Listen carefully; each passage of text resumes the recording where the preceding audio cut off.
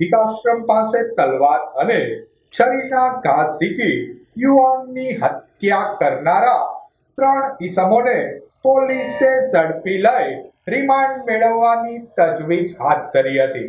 બુધવારે રાત્રિના સમયે પથિકાશ્રમ નજીક ઘર પાસે ગાળો બોલવા જેવી સામાન્ય બાબતને લઈ 3 ઈસમોએ યુવાન પર તલવાર અને છરીના ઘા ઝીકી હત્યા કરી નાખી હતી.